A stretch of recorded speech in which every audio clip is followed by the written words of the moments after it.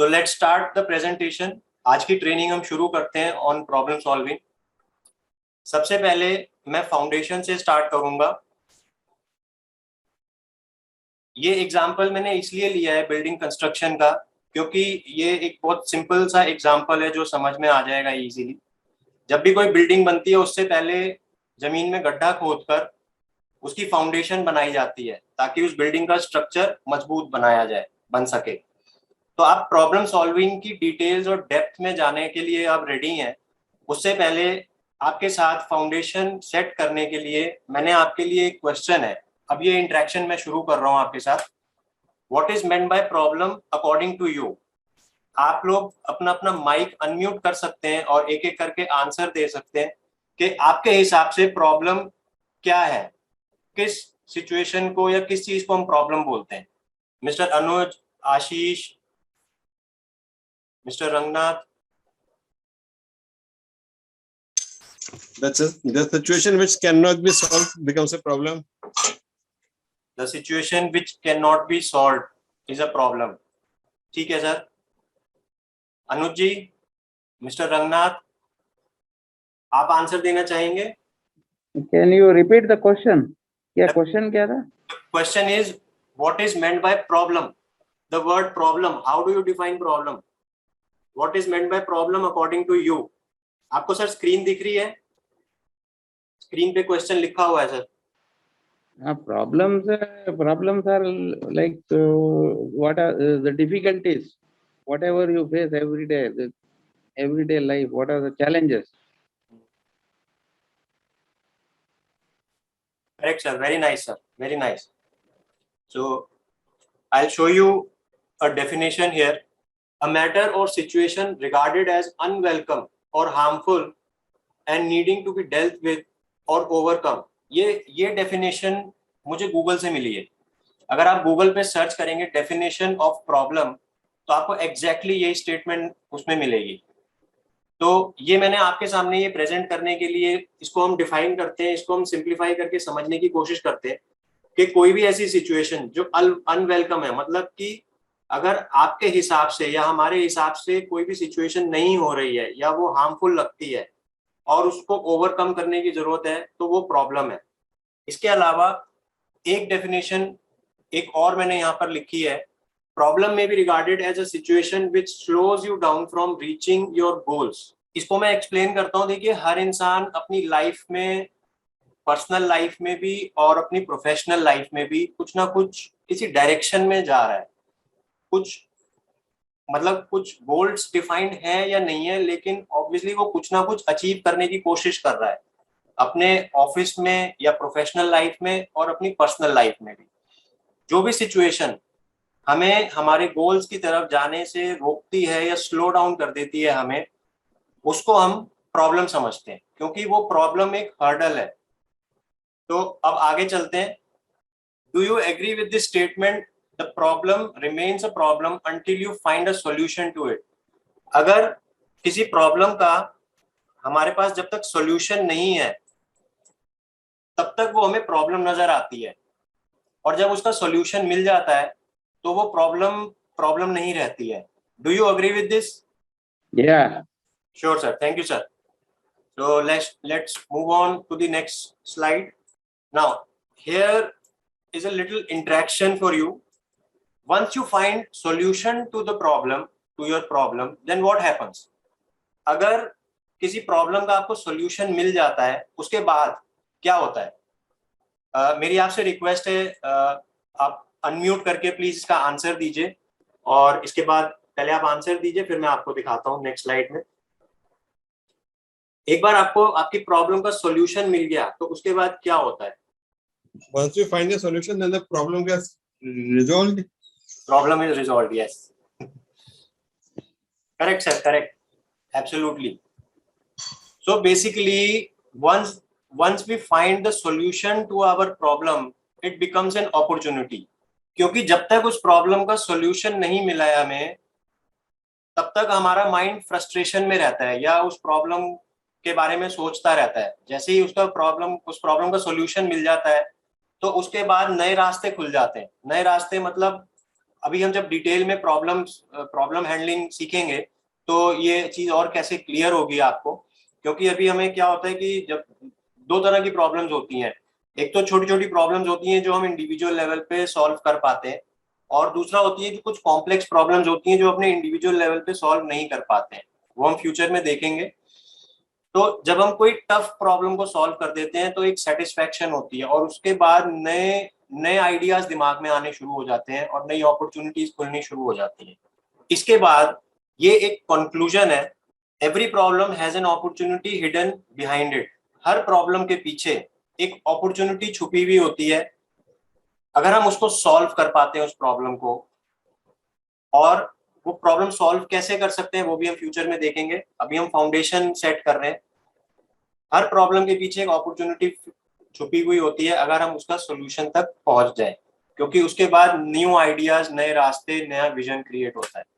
यहाँ पर स्टेटमेंट आती है की टू सक्सेस एंड ग्रोथ। ये अभी हमें अभी समझ में नहीं आएगा जब तक हम प्रैक्टिकली नहीं करेंगे कि की टू सक्सेस एंड ग्रोथ मतलब सक्सेस और ग्रोथ की जो चाबी है वो प्रॉब्लम है। अगर इमेजिन कीजिए, अगर आपके वर्क एरिया में, आपके ऑफिस में प्रॉब्लम नहीं है तो आपके अंदर क्रिएटिविटी नहीं है, आप ग्रो नहीं करते। जब आपके सामने प्रॉब्लम आती है तो जब आप उसको सॉल्व करने की कोशिश करते हैं, उसके बाद नए एवेन्यूज खुलते हैं, और उसके बाद वही ग्रो करने का या ग्रोथ पाथ उसी से बनता है और सक्सेस की तरफ उसी से बढ़ते हैं। सो ये एक कहावत है, the biggest problem in life is not having one. अगर लाइफ में कोई भी प्रॉब्लम नहीं है, अगर हमारे ऑफिस में या पर्सनल लाइफ में कोई भी प्रॉब्लम नहीं है, तो वही अपने आप में सबसे बड़ी प्रॉब्लम है। क्यों? क्योंकि अगर कोई भी प्रॉब्लम नहीं होगी तो इंसान सोचना बंद कर देगा, उसकी क्रिएटिविटी, उसका ब्रेन डेवलपमेंट बंद हो जाएगा, स्टॉप हो जाएगा। Now this is the question for you, what do you understand by the term problem solving? अभी हमने प्रॉब्लम के बारे में समझा, उसकी थोड़ी सी फाउंडेशन हमने समझने की कोशिश की। अब ये क्वेश्चन आप लोगों के लिए है कि आपको प्रॉब्लम सॉल्विंग की टर्म से क्या लगता है, क्या समझ में आता है? आप अपना माइक अनम्यूट करके इसका जवाब दे सकते हैं सर। और जो लोग माइक अनम्यूट नहीं कर पा रहे हैं वो चैट में भी लिख सकते हैं। मिस्टर अनुज ने लिखा है कि I am unable to unmute, some technical issue, so you can write in chat sir. Problem solving is an act of defining a problem. Problem solving is act of defining a problem. ठीक है sir. Well, to identify the main root cause of the things which are not going in the right way. Very nice sir, very nice, you are very close to the answer. Mr. Rangnath, would you like to answer? Problem solving is to identify the cause and remedy, and then work on the solution. Correct sir, correct sir, thank you sir, thank you so much. So I'll show you the answer.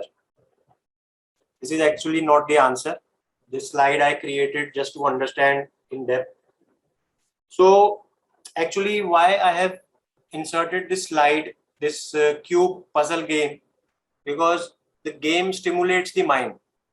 तो हम ये cube, अगर जैसे हम देखते हैं बड़े हों या बच्चे हों, क्यूब कभी कभी सॉल्व करने की कोशिश करते हैं और जब वो सॉल्व नहीं हो रही होती है तो माइंड में ना फ्रस्ट्रेशन हो जाती है।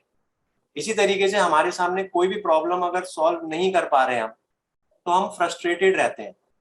तो ये एक गेम का एग्जांपल मैंने लिया है कि failing to solve this cube puzzle may become a problem for some people.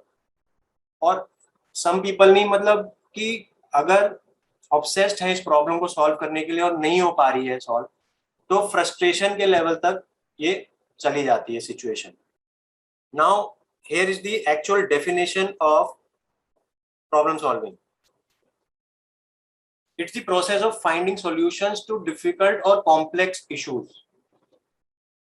जैसे मैंने अभी आपको पहले बताया था कि प्रॉब्लम्स दो तरह की होती हैं, एक होती है छोटी छोटी जो सिंपल प्रॉब्लम्स होती हैं, और दूसरी तरह की होती है डिफिकल्ट या कॉम्प्लेक्स प्रॉब्लम्स होती हैं। सिंपल प्रॉब्लम्स हम अपने इंडिविजुअल लेवल पे सॉल्व कर लेते हैं, और कुछ डिफिकल्ट या कॉम्प्लेक्स प्रॉब्लम्स जो होती हैं, जैसे कि हमें अगर किसी से कुछ एडवाइस चाहिए या किसी और का भी ओपिनियन चाहिए, तो उस टाइप की प्रॉब्लम्स जो है कॉम्प्लेक्स प्रॉब्लम्स में आ जाती हैं। लेकिन अगर एडवाइस जिससे चाहिए वो रेडिली अवेलेबल है, जैसे मान लीजिए फैमिली में किसी से एडवाइस चाहिए, रिलेशन में से किसी से एडवाइस चाहिए और इजीली वो एडवाइस मिल गया, तो वो सिंपल प्रॉब्लम में ही आ जाता है।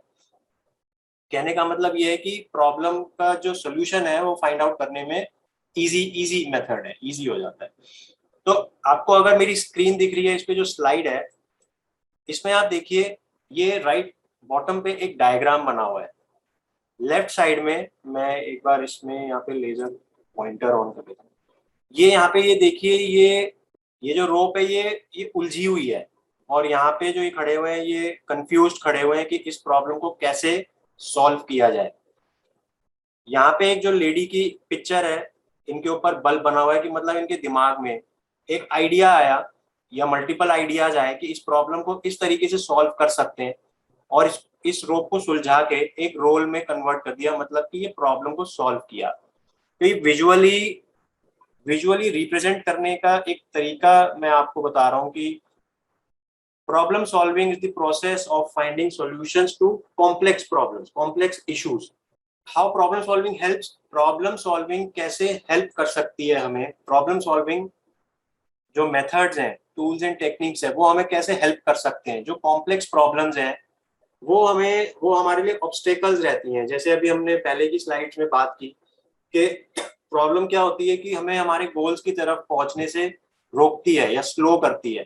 तो जैसे ये जो जेंटलमैन है ये इस पाथ पे चल रहे हैं और इनके सामने ये हर्डल्स, बैरियर्स लगे हुए हैं, तो ये कहीं पहुंचना चाहते हैं बट इनके सामने ऑब्स्टेकल्स आ रही हैं और जिसकी वजह से ये स्लो डाउन हो जाते हैं। तो प्रॉब्लम सॉल्विंग मेथड्स अगर हम सीख लेते हैं या हमें आ जाते हैं, तो प्रॉब्लम सॉल्विंग कैसे हेल्प करती है, understanding and overcoming obstacles in achieving your goals. जो भी आपकी लाइफ में या आपकी प्रोफेशनल लाइफ में, पर्सनल लाइफ में गोल्स हैं, उनको अचीव करने में जो ऑब्स्टेकल्स आते हैं, उन ऑब्स्टेकल्स को सॉल्व करने में ये मेथड्स हेल्प करते हैं। So are you all with me sir? अभी तक समझ में आ रहा है? कोई क्वेश्चन है तो पूछ सकते हैं बीच में। कोई क्वेश्चन नहीं है विनीत जी अभी तक तो, everything is fine. Right sir, thank you sir. अब क्वेश्चन फिर से आपके लिए है, what all do you need to solve a problem. आपको एक प्रॉब्लम को सॉल्व करने के लिए किन किन चीजों की जरूरत पड़ सकती है या पड़ती है, अपने पास्ट एक्सपीरियंस के बेसिस पे आप बड़ा बता सकते हैं। तो आप अपना माइक प्लीज अनम्यूट कर लीजिए और इस क्वेश्चन का आंसर देने की कोशिश कीजिए please. We need the help of someone else to get the problem resolved, okay, because it becomes a problem when we are not able to solve a certain situation. Okay, Ranganath sir. Yeah, you need, if it is a complex problem, you need external help. Sometimes you need help from the family. Yes, Sometimes you have to go externally to get the help. right sir, right sir, thank you sir. So basically to solve a problem, this slide says what is required to solve a problem. We need tools. तो हम सीखेंगे, but इसके अलावा और एक चीज चाहिए होती है जो आपने अपने आंसर में दे दिया है, बट उसका एक डिफरेंट मैंने यहाँ पे वर्ड लिखा है। So apart from tools we need mindset. Mindset मतलब कि we need to have an open mind. We need to have an open mind. Open mind उसका होता है जो हेल्प मांगने के लिए ओपन है। जैसे रंगनाथ सर ने और आशीष जी ने अभी बोला कि जब हम खुद प्रॉब्लम सॉल्व नहीं कर पा रहे हैं तो हम किसी की हेल्प लेंगे, चाहे वो फैमिली में या अपने वर्क एरिया में या एक्सटर्नल हेल्प। तो वो बेसिकली माइंडसेट है, क्योंकि बहुत लोग हेजिटेट होते हैं किसी से भी हेल्प लेने में। तो tools plus mindset, these two things are required to solve a problem. Now there are two ways to solve problems. One is quick fix. इसका एग्जाम्पल मैं देता हूँ कि फॉर एग्जाम्पल आपके एनवायरनमेंट में एक प्रॉब्लम आई है और वो प्रॉब्लम आपने सॉल्व कर दी डे 1। डे 2 में वो प्रॉब्लम फिर से आ गई और वो प्रॉब्लम वहीं आपने फिर से सॉल्व कर दी।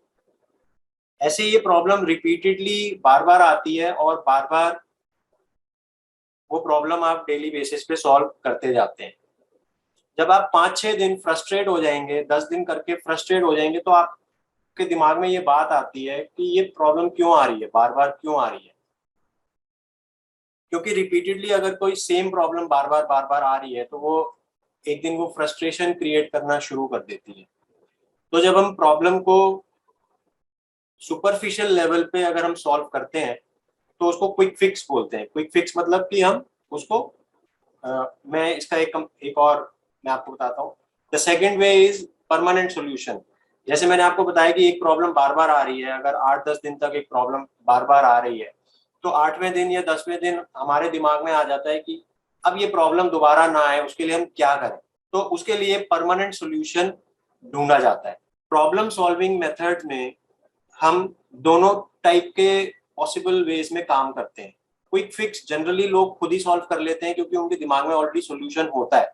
मैं आपको एक एग्जांपल बताता हूँ कि अगर कोई एक प्रॉब्लम है, जिस प्रॉब्लम को सॉल्व करने के लिए अगर मान लीजिए कोई डिसीजन लेना है और अकेले आप डिसीजन ले सकते हैं तो प्रॉब्लम सॉल्व हो जाएगी इजीली। लेकिन अगर किसी और का डिसीजन उसमें इन्वॉल्व होना है, आपके वर्क प्लेस में या फैमिली में, रिलेशन में, तो उस प्रॉब्लम को सॉल्व करने में टाइम लगता है। उसमें और लोगों का इन्वॉल्वमेंट चाहिए उस प्रॉब्लम को सॉल्व करने के लिए। तो अगर कोई प्रॉब्लम रिपीट होके बार बार आ रही है, मैं वर्क प्लेस की बात कर रहा हूँ या पर्सनल लाइफ की भी बात कर सकते हैं, कोई भी एक प्रॉब्लम अगर रिपीट होके बार बार आ रही है और अगर आपको लगता है वो प्रॉब्लम को परमानेंटली फिक्स करना है, तो हो सकता है कि आपको लगे कि नहीं, मैं ये अकेला सॉल्व नहीं कर सकता, मुझे ना और लोगों का सपोर्ट चाहिएगा, इसमें अपने कोलीग्स का सपोर्ट चाहिएगा, क्योंकि उस प्रोसेस में या उस प्रॉब्लम में वो लोग भी इन्वॉल्व है। तो वहां फिर इंसान सोचता है कभी कभी कि और लोगों से हेल्प लेना मुश्किल है और लोगों को कन्विंस करना मुश्किल है, छोड़ दो इस प्रॉब्लम। तो most of the time people leave the problem on quick fix. Permanent solution वो करना चाहते हैं, सॉल्व करना चाहते हैं, लेकिन कर नहीं पाते क्योंकि उसमें और लोगों को इन्वॉल्व करना पड़ता है। तो यहीं से स्टार्ट होता है प्रॉब्लम सॉल्विंग की जर्नी। सो इन दोनों में से कौन सा बेटर है सर, क्विक फिक्स या परमानेंट सॉल्यूशन आपके हिसाब से? Permanent solution. Permanent solution. Sir Ranganath sir? Yeah, permanent solution. Right, sir. Thank you so much. So in problem solving methods, what we are doing is we are working on permanent solution, which may take some time, and but we have to fix the problem from its root. अब ये आपके सामने एक formula लिखा हुआ है, causes equals to effect. तो basically जैसे रंगनाथ सर ने शुरू में बोला था कि we have to get to the root cause, Ashish ji ने भी बोला था कि we have to get to the root cause of the problem to solve it.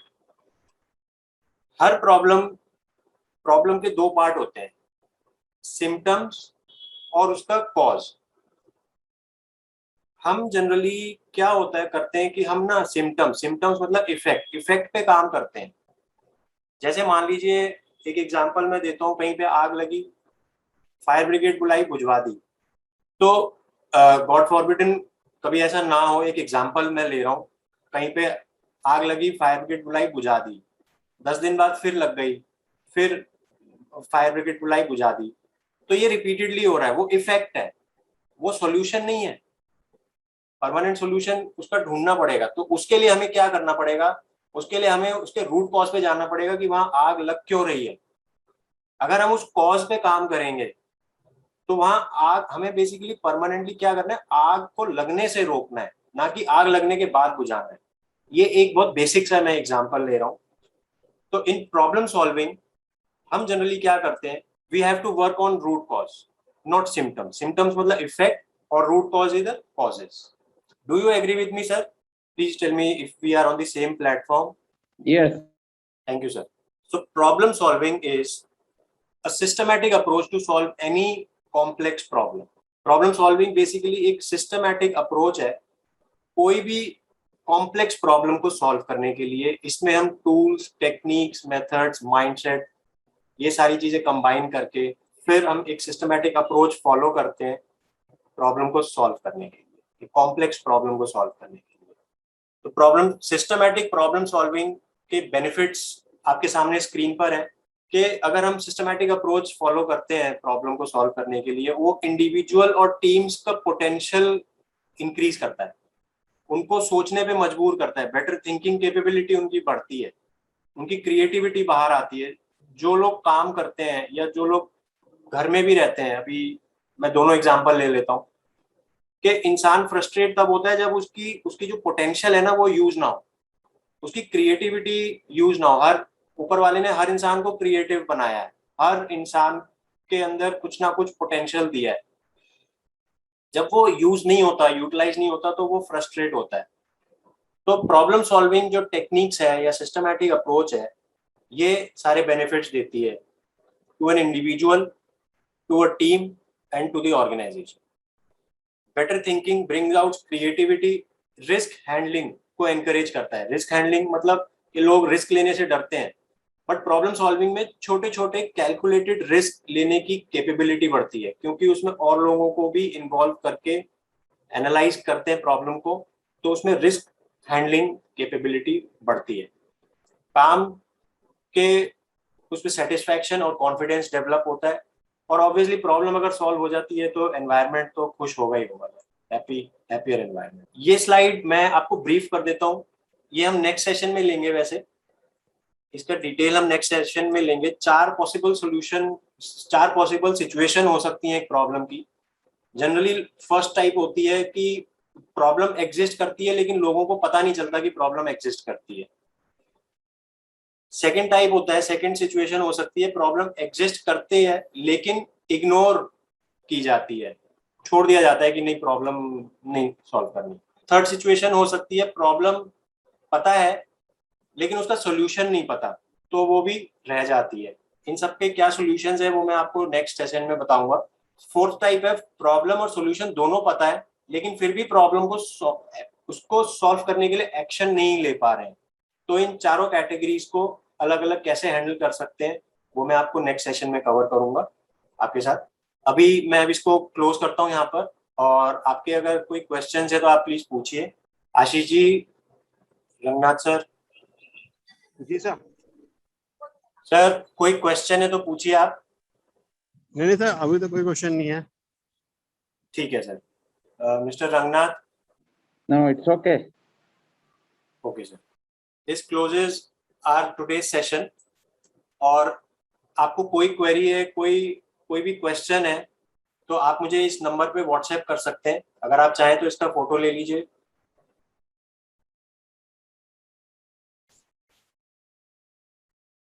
और नेक्स्ट सेशन अब हमारा होगा 24 अगस्त को। Can timing. you show that earlier screen? Oh, पूरा पिछला वाला screen. Sure sir. Yeah.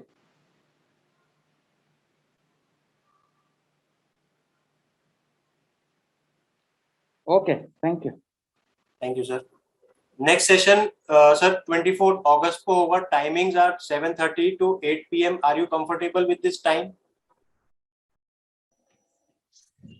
Yes, it's okay with me. Yeah, okay. Okay, thank you so much, sir. And since we are this was the first session of this series, so my request to you is please grow this community, and I will share the message. I will share the link, the invitation link in the WhatsApp group, link for you VIP updates. And I would request you to share it with your, if you really like this session, please share that message with your friends, and please invite them to join the group so that they can be part of next session, sir. And Sure. and Rangnath sir, Ashish ji, I would be happy if you could give me some feedback so that we can improve ourselves in the next session. There's no such Sure. feedback, that everything was good and it was an interactive session. Looking forward for the next session. Thank you, sir. Thank you. तो sir आप अपनी कुछ problems मुझे practical problems कुछ बता पाएंगे ताकि मैं नेक्स्ट सेशन उस हिसाब से कस्टमाइज कर सकूं? I will post you at your WhatsApp number. Sure sir, sure. Thank you. Ranganath sir, आप ग्रुप में हैं सर, व्हाट्सएप ग्रुप में है? आप भेज दीजिए एक ग्रुप में, मैं चेक नहीं किया है। ओके। आप सर व्हाट्सएप ग्रुप में का मेंबर है क्या? Link for you VIP updates के नाम से ग्रुप है। या हाँ है ग्रुप में। Okay okay sir, okay. So sir आप अगर जो भी आपके क्वेश्चंस हैं या जो भी आपके चैलेंजेस हैं ना, वो आप व्हाट्सएप ग्रुप में पोस्ट कर दीजिएगा, तो नेक्स्ट सेशन में मैं वो कवर करने की कोशिश करूंगा। ठीक है, ओके। और ग्रुप में अगर आपको हेजिटेशन है करने में, तो आप मुझे इंडिविजुअली भी मैसेज कर सकते हैं, उन पॉइंट्स को मैं कवर करने की कोशिश करूंगा नेक्स्ट सेशन में। ठीक है, okay. Thank you so much sir, thank you so much.